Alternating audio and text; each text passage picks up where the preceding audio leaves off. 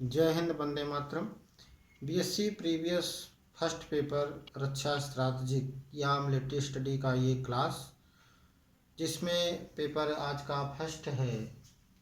Paper है प्रथम, paper first. आज हम लोग इसमें जानेंगे, सीखेंगे कि जो मुगलों की सेना थी उसके कौन कौन से अंग हुआ करते थे या कौन कौन से भाग हुआ करते थे, और वो जो सेना युद्ध में विजय प्राप्त करती थी उसका आधार स्तंभ क्या था।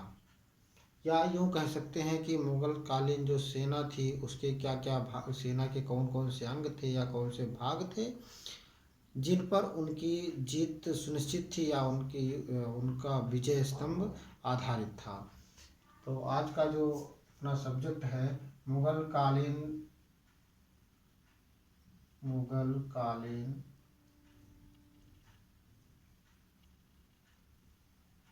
सेना के भाग,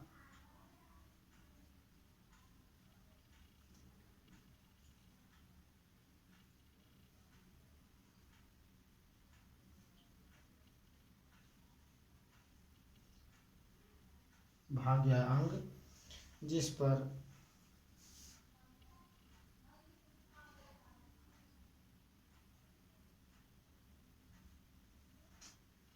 मुगलों की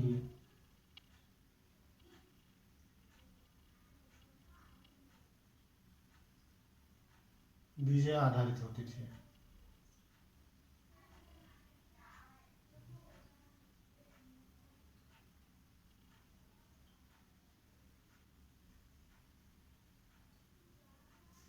वो कौन कौन से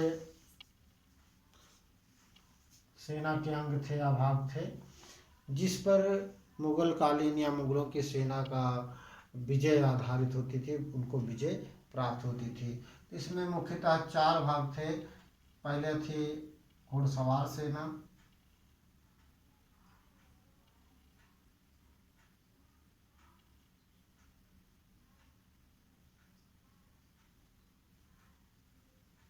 दूसरी थी गज सेना,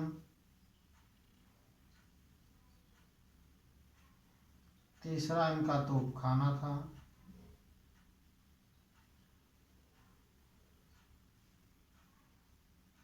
और चौथा था नौसेना। इन 4 प्रकार की सेनाओं के बदौलत मुगल कालीन या मुगल लोग युद्ध में विजय श्री को प्राप्त करते थे या विजय हासिल करते थे। जिनमें पहली घुड़सवार सेना जो होती थी, ये पूरी तरह से लोहे के बने हुए कवच नुमा इनके वस्त्र हुआ करते थे, जो सिर से लेकर एड़ी से लेकर सिर तक, यूँ कहें कि एड़ी से लेकर चोटी तक पूरा एक कवच हुआ करता था लोहे का एक जाल हुआ करता था जिसको ये अपने ऊपर धारण करते थे, और एक तरह से ये कवचित सेना कहलाती थी, कवच युक्त सेना होती थी। इसको बाहरी प्रहार से अत्यधिक मात्रा में सपोर्ट मिलता था कि बाहरी कोई व्यक्ति जिससे कोई आक्रमण कर रहा था, इनका बचाव अत्यधिक मात्रा में हो जाता था, क्योंकि ये नीचे से एड़ी से लेकर चोटी तक कवच नुमा कपड़े या वस्त्र पहने होते थे। दूसरी थी गज सेना। गज सेना का मुगल कालीन सेना में बहुत अत्यधिक प्रभाव रहा है। गज सेना जब आगे पैदल सेना जिन शत्रु सैनिकों की होती थी उनको कुचलने में, उनमें भगदड़ मचाने के लिए भी इस गज सेना का प्रयोग किया जाता था। तीसरी चीज़ इसमें है तोपखाना। तोपखाना सबसे पहले बारूद का जो आविष्कार या बारूद का प्रयोग हुआ वो पानीपत के युद्ध में हुआ था, बाबर के द्वारा किया गया था।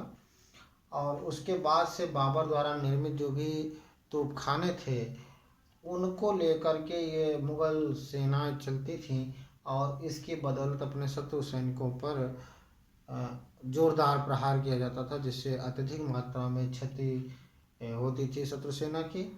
तो ये तोपखाना जो इनके तीसरा अंग था सेना का तोपखाना।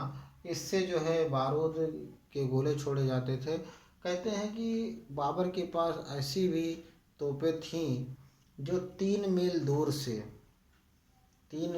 दूर से ही शत्रु पर प्रहार करने में सक्षम थी।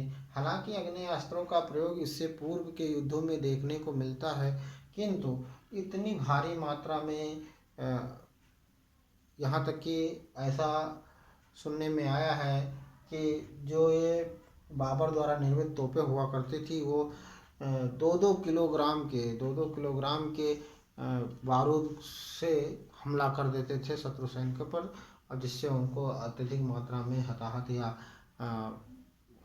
हानि होती थी शत्रु सेना के सैनिक वीर गति को प्राप्त होते थे। चौथी प्रकार की सेना होती थी नौसेना। नौसेना जैसा कि जल सेना के जिसको नौसेना जो जल में काम करती है, समुद्री रास्तों में, समुद्री मार्गों में कार्य करती है, इस प्रकार की सेना को नौसेना का नाम दिया गया है। तो नौसेना भी उस समय मुगल कालीन सेना में ये थी। तो इसका काम हुआ करता था कि नाव के द्वारा जैसे कहीं पर कोई युद्ध लड़ा जा रहा है तो वहाँ पे अगर नदी है और नदी के द्वारा शत्रु के सहायक सेना आने वाली है, तो उस स्थिति में ये नौसैनिक जिस पर अच्छे धनुर्धारी या अस्त्र शस्त्र से लैस सैनिक हुआ करते थे, तीर तलवार से युक्त, जो उन सैनिकों को प्रहार करते थे या तोपों का भी प्रयोग इन नावों पर से किया जाने लगा था।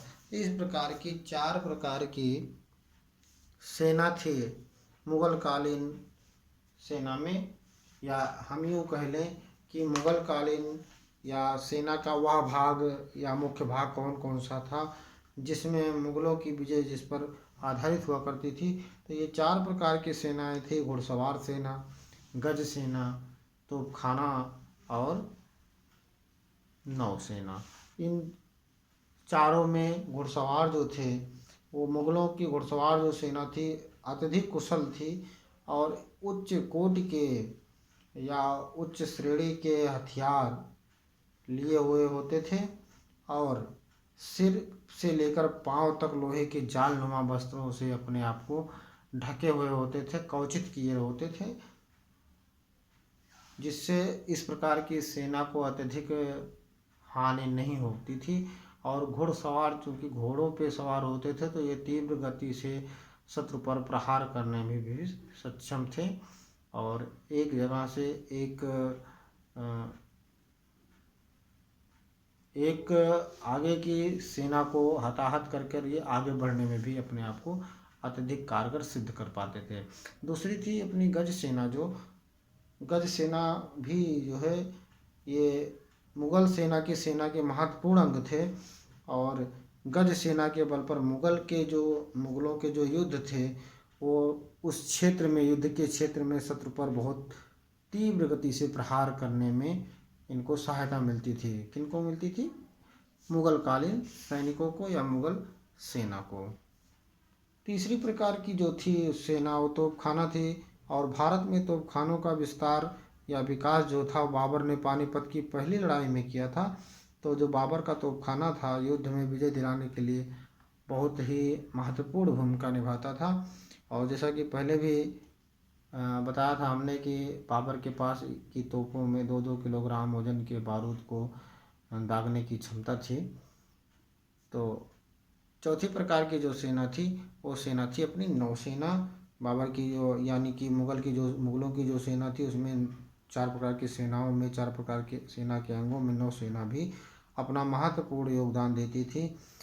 ये नाव पर बैठकर नौसैनिक जो होते थे शत्रु सेना पर बंदूकों और आग्नेयास्त्रों से, जो भी बंदूकें हुआ करती थी या उस समय के आग्नेयास्त्र हुआ करते थे उससे शत्रु सेना पर वार करते थे और उसको अत्यधिक मात्रा में नुकसान पहुंचाते थे।